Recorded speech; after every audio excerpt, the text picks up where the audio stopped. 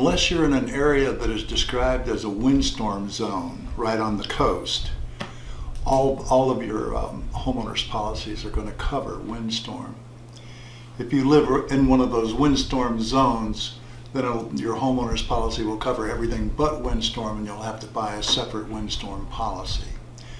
But anyone in Central Florida, most of Central Florida, is covered for windstorm if they have a homeowners policy.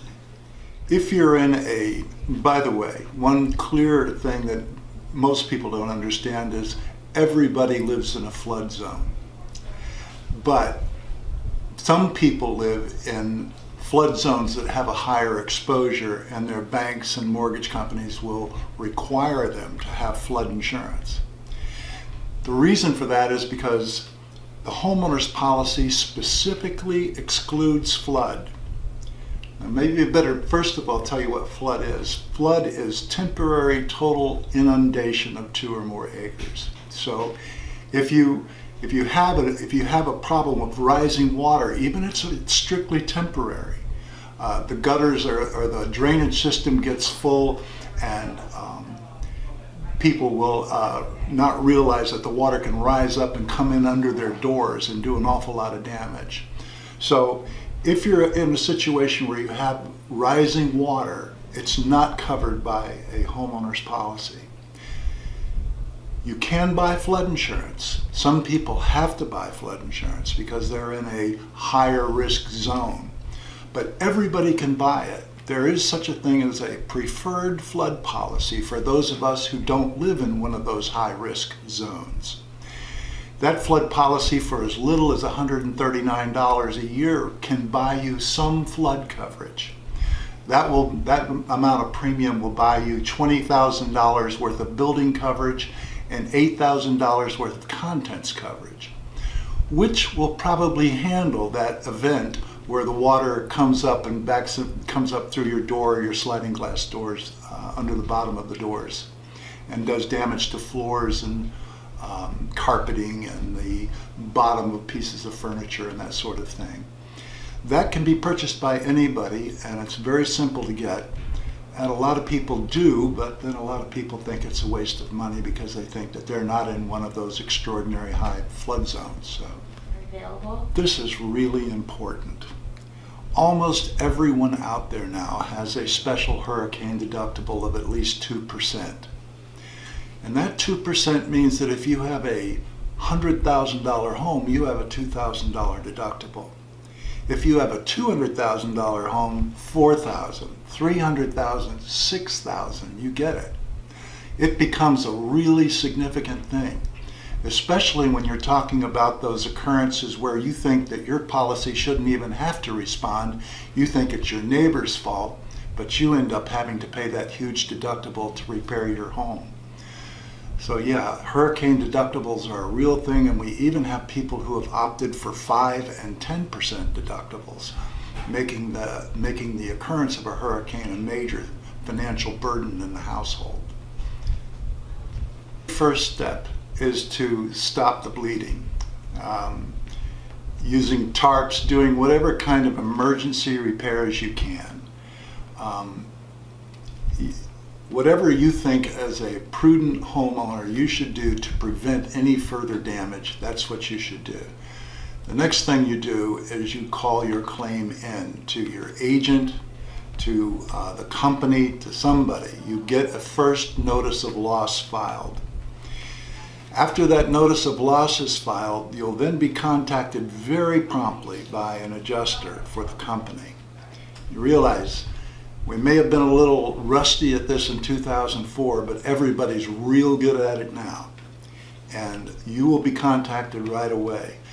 The thing to remember is don't do any permanent repairs, and certainly don't authorize anybody else to do any permanent repairs until an adjuster has seen the loss.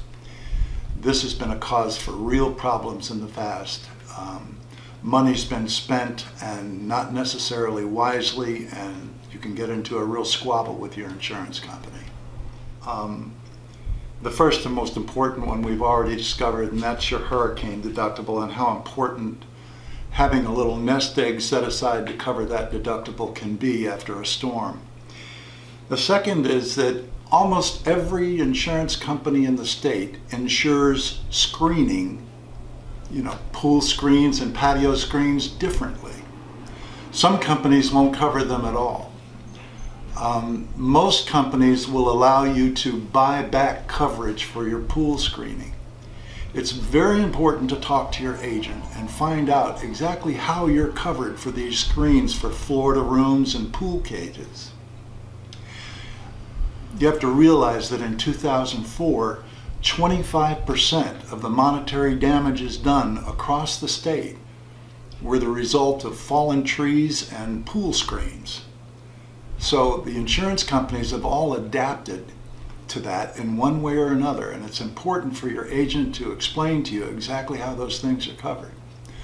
Another new item that we never had to worry too much about before is solar equipment. Almost every company now has special provisions for insuring your solar equipment that you use to heat your pool or heat your water. More and more often now we're seeing some rather elaborate solar displays that are designed to replace the power company and take care of all of your electric needs. And some of these displays can cost $35,000 to $40,000. And you need to know from your insurance agent how those displays are going to be covered. And each company is probably going to do it differently. So that's another thing that you really need to talk to your insurance agent about. In connection with your deductible, this came up, I can't tell you how many times in 2004. The neighbor's tree falls on your house, does damage. So whose policy responds? You naturally think, well, it's my neighbor's because it's his tree. It fell on your house and it's his fault. But that's not the way it works. It's your responsibility. 99.9% of the times, your policy is going to be the only policy that responds. And again, that means you're the one that gets hit with that large hurricane deductible. So that's something very important to keep in mind. Another thing that people had a real problem with in 2004 was discovering that their policies usually limit the amount that the insurance company will give them to haul off debris. And most policies will put a limit of about $250 on that. And if you just think back to 2004, the mountains of debris that accumulated in various parts of the state and how much it cost to get rid of all that. And one last thing I wanted to talk about was if you live on a lake or a body of water, a canal, and you have a nice little boat dock out there, you're probably going to be very unhappy about the coverage that you have under your homeowner's policy if your boat dock washes away. Because if it's the result of water, even if it's wind-driven water, you're not going to have any coverage. The only time the policy would apply is, let's say you had a boat house out at the end of your dock, built onto your dock, and the wind ripped the roof off of that boat house, but the rest of the dock remained intact. Then you would have coverage for that roof because that was purely wind. But if it has to do anything with water, you probably don't have any coverage at all. Thinking back to 2004, those were the things that I remember most about what made people unhappy. And other than maybe it took a long time before they saw an adjuster. But as I said, that's changed. You'll probably hear from your adjuster really quickly after any storm in the future.